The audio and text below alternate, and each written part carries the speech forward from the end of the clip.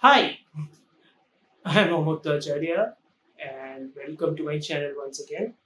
And I have to say, the fact that I'm putting books in the books as my new background might just sound cliche, but cliches are cliches for a reason, I suppose. Then again, the movie I'm talking about is a movie which is essentially trying to dive within the cliches of a genre that is the Western, but then try to comment on actual real life events that had happened in the present timeline, which is ultimately what Eddington is all about. Eddington is directed by Ari Aster, a filmmaker who is actually very, very interesting because he's a filmmaker whose own personal neuroses and his own personal past lean heavily into his storytelling. You will always see a version of fractured family dynamics or fractured relationship dynamics, and in Bo is Afraid it's almost entirely a literal therapy session doubling as some sort of a odyssey. If my expression doesn't say it, I really do not like Bo is Afraid. I love Hereditary and Midsommar. Bo is Afraid is one of those movies that is divisive for lots of reasons. Eddington, on the other hand, I think Eddington might be his best work. I know that sounds hyperbole. I also genuinely think Eddington might be the movie for this decade. Notice I said for, I did not say off. I don't think the movie is so good, and I don't think the movie deserves that hyperbole that this movie is going to be the movie of the decade. It's not that good, or at least it shouldn't be judged so quickly. But as a movie for this decade, 100% I think Eddington works in that count.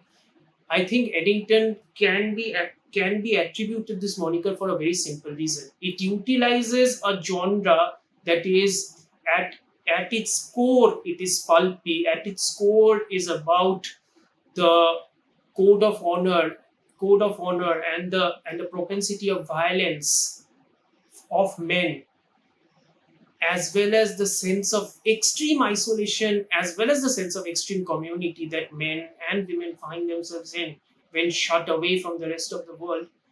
And it just seamlessly integrates that.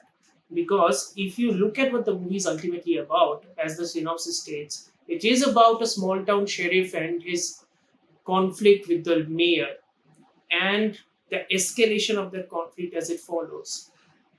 I think if Eddington is looked at through the lens of a typical genre movie per se, I think there are lots to offer here.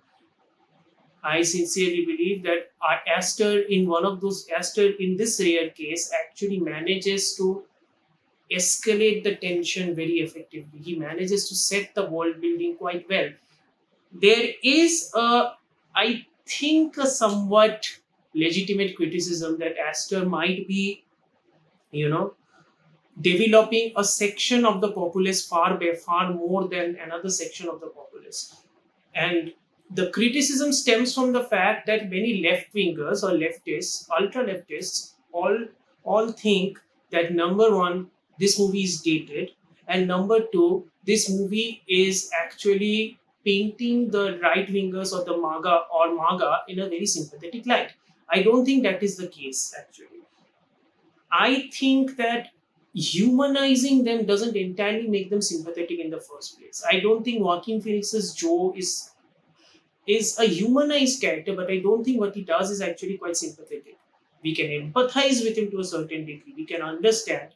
We can understand what happens when a man forced to deal with something that he has no reason to trust, and also he doesn't want to trust the pandemic, and thus him having to be forced to wear masks but not wanting to, him having to deal with a mother-in-law who is completely into conspiracy theories, you know all this stuff finally comes into conflict with the mayor of this town, Ted Garcia, played by Pedro Pascal, who is clearly what Ari Aster believes is a left winger is. And there are instances where most of American politics especially if you think about the Trump era, the George Floyd case. All of those are integrated and taken as narrative plot points just to show the semblance of a society slowly starting to crumble.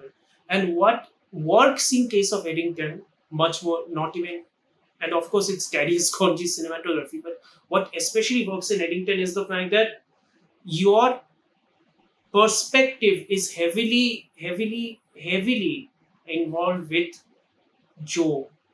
There is a sense of solipsism, or because I'm using complicated English, let me simplify this. There is a heavy sense of utter tunnel vision because we are only because for the most part of this movie we are looking at it through Joe's point of view.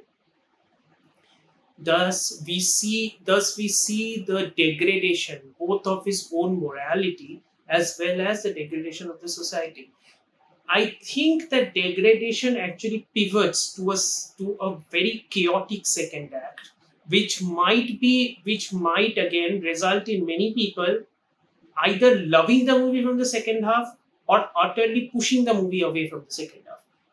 For my money, I think that the movie developing the small town and then completely shifting it to the chaos and the isolation that one might expect from a western, I think it speaks of a very delicate balancing act that Astor pulls off almost flawlessly. There's also the fact that the second act there are some extremely gruesome and yet extremely well choreographed shootouts. That final climax action sequence, right? That shootout, it feels almost like a first person video game. And not in the way like Sam Mendes' 1979. I'm not talking about that. I'm talking about the fact that there is such an assured hand at the camera gliding so effortlessly. You can also see that same effortlessness of the camera movement in a movie like Weapons. But in Eddington, especially in those shootout sequences, as you see the camera moving from one respect to the next, slowly and steadily without any break, you start to feel the same paranoia that Joe is feeling. Especially if you consider all the events that had previously occurred. The catalyst of the story, which is essentially the homeless man who is clearly infected, slowly and steadily coming down from the hill and then entering the town and essentially causing the infection again. Then each and every domino effect that causes as a result. I think how Astor manages to essentially show us what the pandemic had actually resulted in, how much we all are comfortable within our echo chambers and not at all ready to actually converse with each other or come to a discourse without resorting to extremism. There is no way that this movie is dated. The fact that people are saying that the movie is dated almost seems like a form of escapism from the real horror that the pandemic had caused. And of course, we know what had happened in America at that time. And as a country that is so heavily polarized, and the country that is currently going through so much right now, and even our country that has gone through the pandemic, I think again, like Weapons, Eddington also uses a small town as a distillation of a country within conflict with itself. And the the best part is there is a distance here, right? Because as much as you find yourself utterly involved with Joe, you also find yourself at a distance because, like I said, there are many people who are conflicted whether this movie is actually a satire or whether this movie is actually humanizing the right figures. I think it's both because there is a very funny sequence where the white kid, in an effort to impress this girl, starts parroting starts parroting essentially about white guilt, to which his father, finally, after listening to this, just uses the R word and says, "What the F are you talking about? You are white." I think, I think this movie is also hilarious in ways that is actually so. so devastatingly incisive. I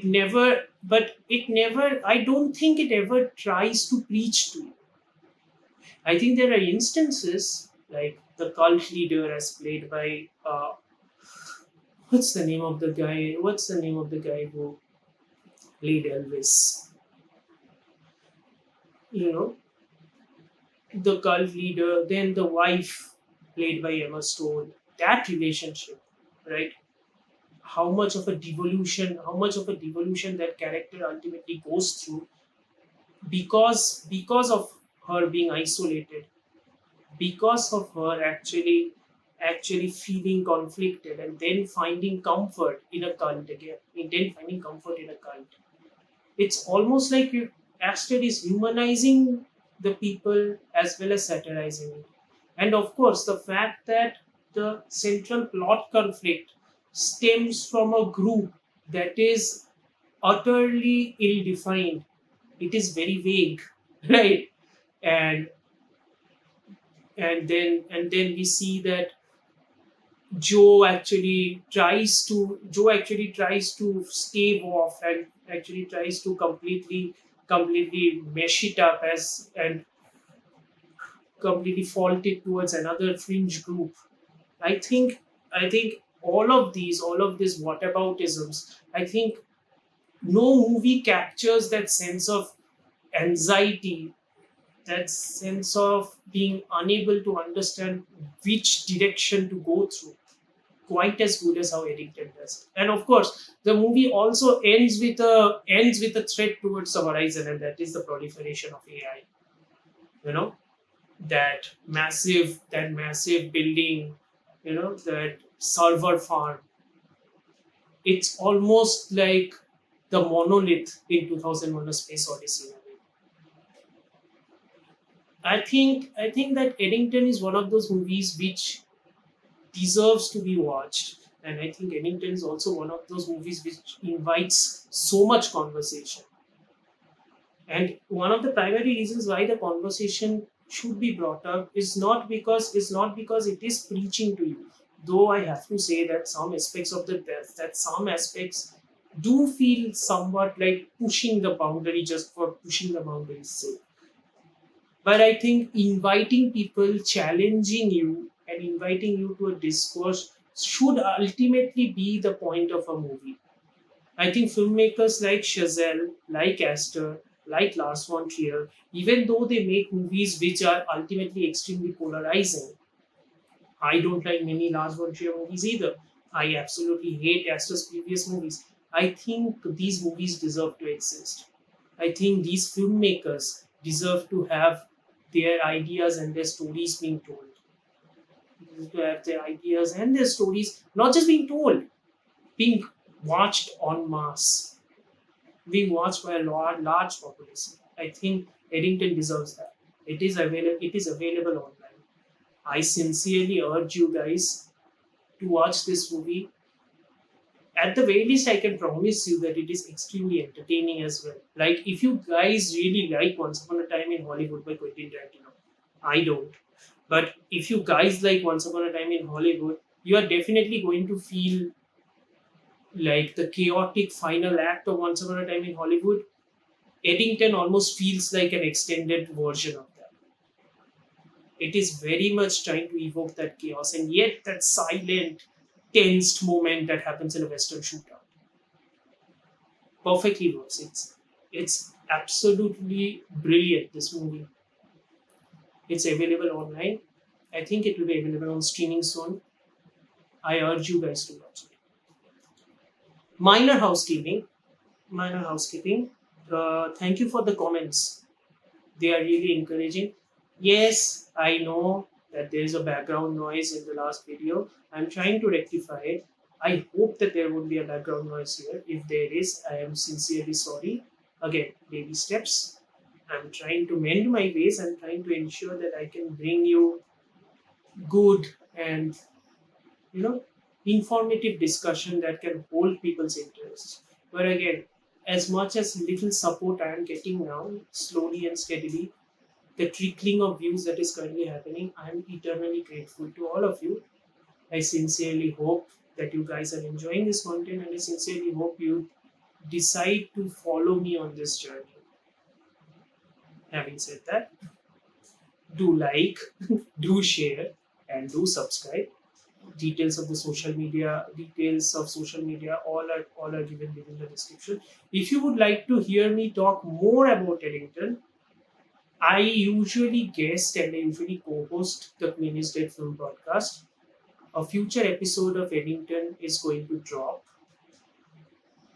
As soon as it drops, I will update the link in the description. I sincerely hope that you guys listen to that too and you guys give them a follow as well. Thank you so much. Here's to the next one.